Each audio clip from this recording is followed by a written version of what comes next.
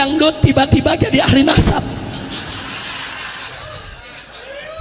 ngumumin jadi mufti pembatal nasab Ba'alwi.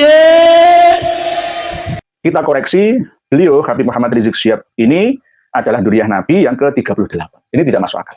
Ada mantan menteri ikut-ikutan bicara Ba'alwi, ada gak?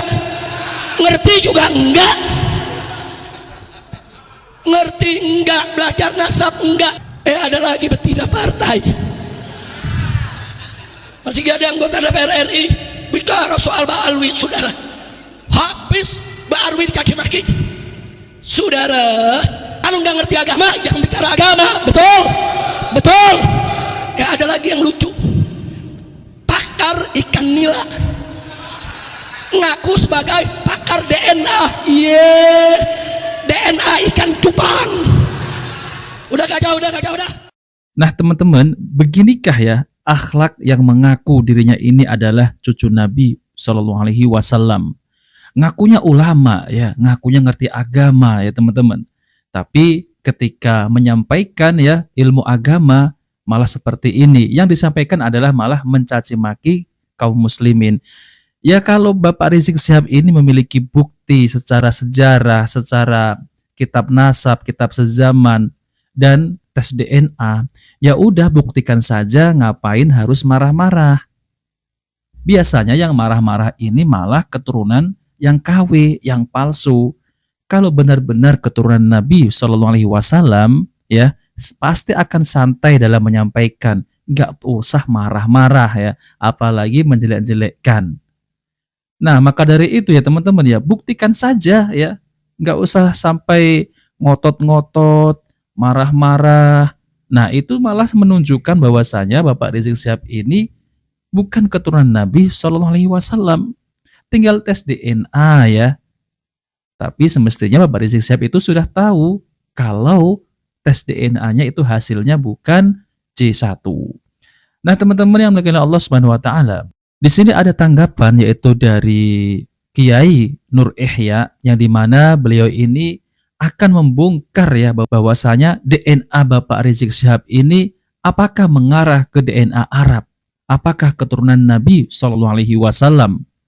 Nah oke teman-teman, mari kita simak video yaitu dari penjelasan Kiai Nur Ihya. Jadi marga Syihab yang ada di Indonesia itu beda-beda jalurnya. Kalau Habib Muhammad Rizik Syihab itu berasal dari ayahnya Husain Syihab dari Palembang. Dari Palembang.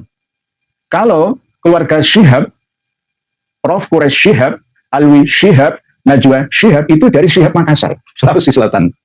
Beda. Lah Ustaz kok tahu loh, saya punya bukunya semua. Oleh sebab itu nanti akan kami tampilkan kitab Khidmatul Asyirah. Kitab Khidmatul Asyirah ini yang merangkum nama-nama klan dari Ba'alawi semuanya. Ulama kiai-kiai kita harus punya. Kalau nggak punya minta ke saya kasih PDF-nya. Khidmatul Asyirah. Ini penjelasan ringkasan dari Syamsul Dhairah. Ini pegangan utama dari Rabitul Alawiyah. Harus punya. Nah teman-teman, seperti Kiai Nur Ihya ini ya, jadi ada datanya ya, ada kitabnya.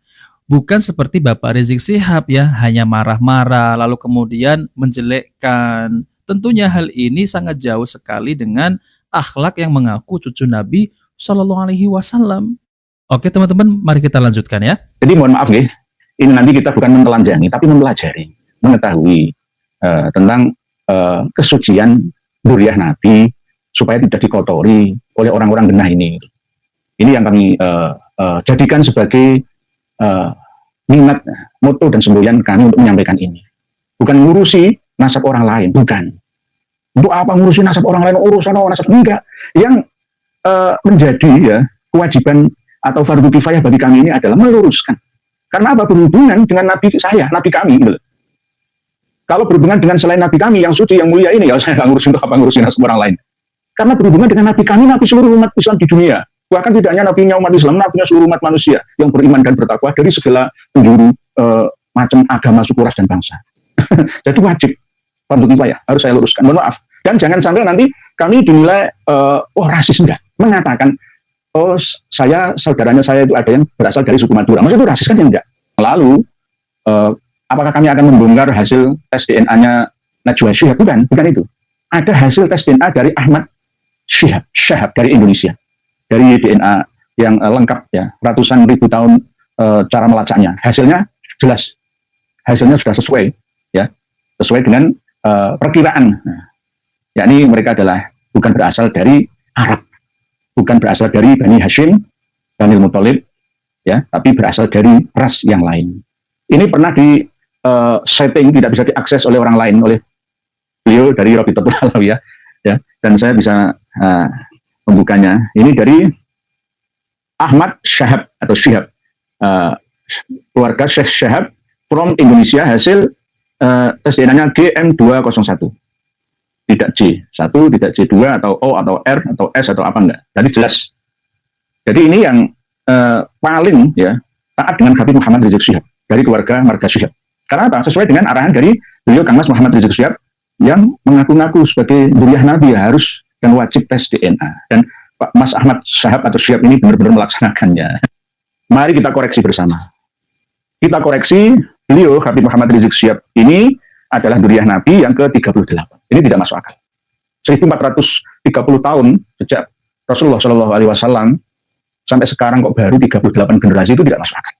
Oke lah kalau memang dimasukkan akal ya, tapi tetap dipaksakan.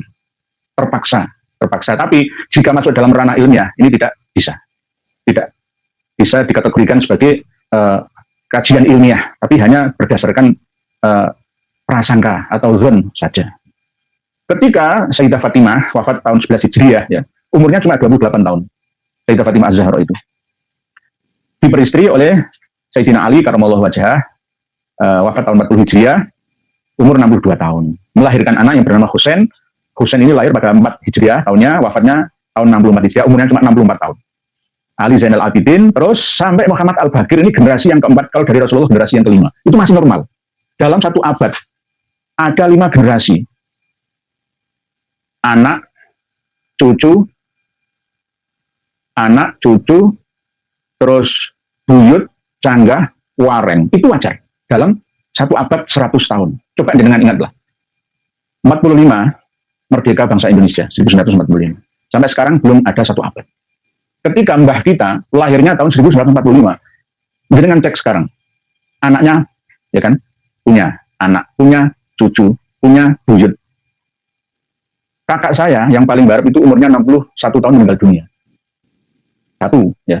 Kakak saya sudah memiliki anak, ya, umur 40 tahun. 40 tahun. 2. Anaknya kakak saya memiliki anak sendiri yang berumur 14 tahun. 3 generasi kan. Ditambah kakak saya berarti 4. Ditambah bapak saya berarti 5. Dalam jangka waktu 100 tahun ini menurunkan 5 generasi. Ini sesuai dengan hitungan dari Fatimah, Husain, Ali Zainal Abidin, Muhammad Al-Baqir. Normal. Karena Muhammad Al-Baqir lahir tahun 59 Hijriah, wafat tahun 114 Hijriah. Umurnya cuma 55 tahun. Orang-orang zaman dulu itu umurnya tidak terlalu panjang. Karena peperangan.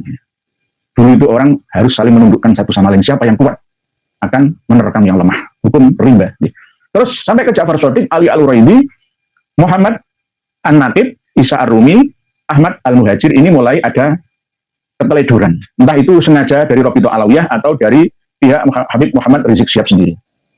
Yakni ketika sampai pada Imam Ahmad Al-Muhajir, itu lahirnya tahun 260 Hijriah, disebutkan di silsilah nasabnya Habib Muhammad Rizik Syihab.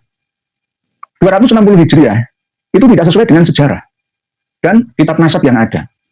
Karena masih simpang siur kebenarannya. Ada yang mengatakan 241 Hijriah lahirnya Imam Ahmad Al-Abah An-Nafat, atau yang terkenal menurut mereka kaum Alawi itu dengan nama Ahmad Al-Muhajir. 241 Hijriah lahirnya. Ada sebagian yang mengatakan 260 Hijriah. Ada lagi dalam kitab Al-Imam Al-Muhajir itu 273 Hijriah.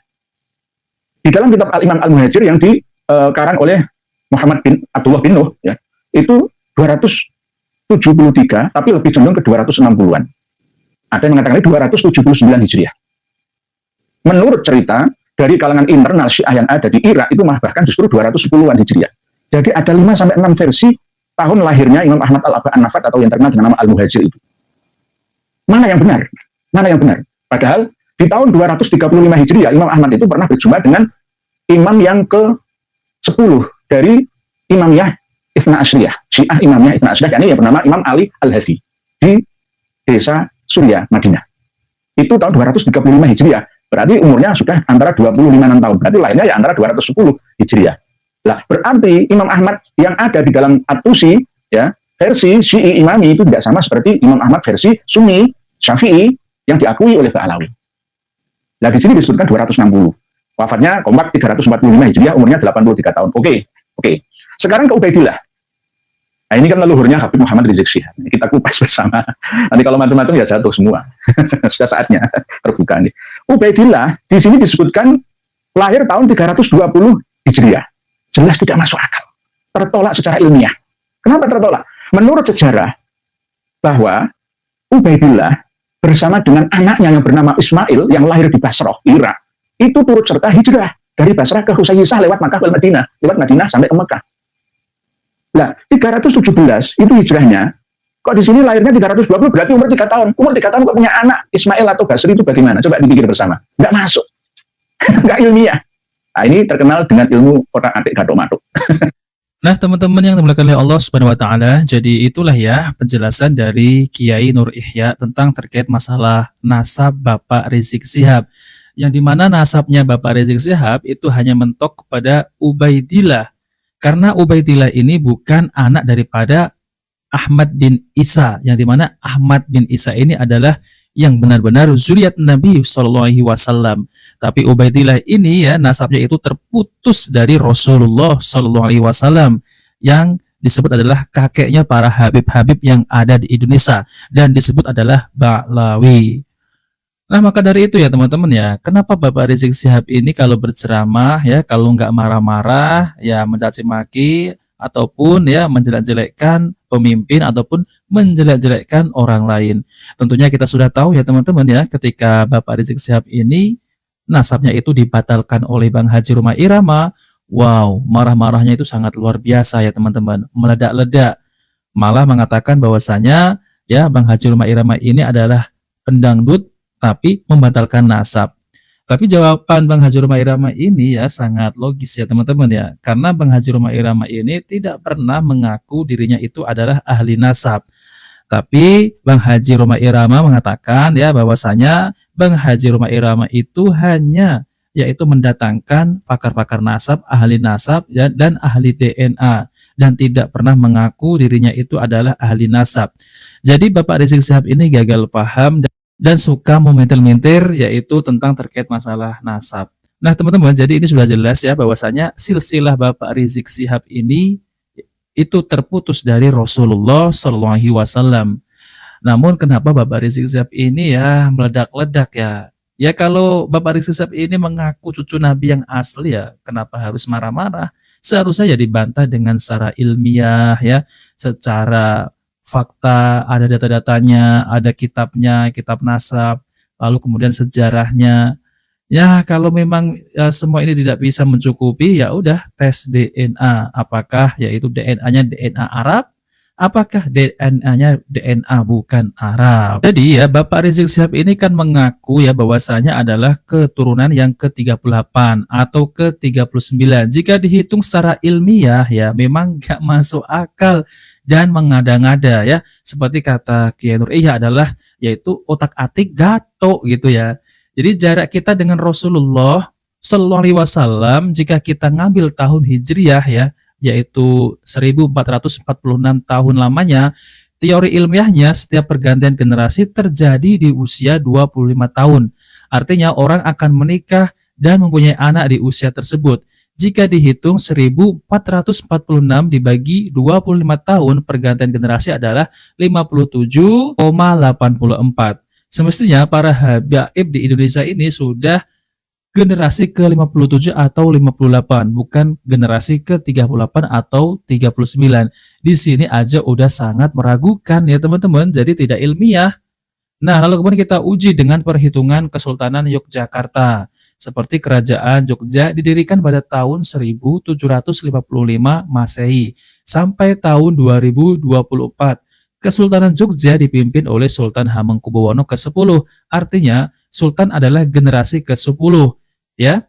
Jadi kita akan uji 2024 dikurangi 1755 sama dengan 2669, menunjukkan bahwa Kesultanan Yogyakarta telah ada sejak 269 tahun yang lalu. Lantas kita uji 269 dibagi 25 tahun. Usia pergantian generasi adalah 10,76. Jadi perhitungannya sangat sesuai dan ilmiah bahwa Kesultanan Yogyakarta di tahun 2024 adalah generasi ke-10. Nah, seperti itu ya teman-teman ya cara hitungnya ya. Bahwasanya mereka ini yang mengaku keturunan Nabi Shallallahu Alaihi Wasallam seperti Bapak Rizik Syihab itu adalah keturunan ke-38 ataupun ke-39 ya, itu tidak ilmiah ya dan tidak masuk akal.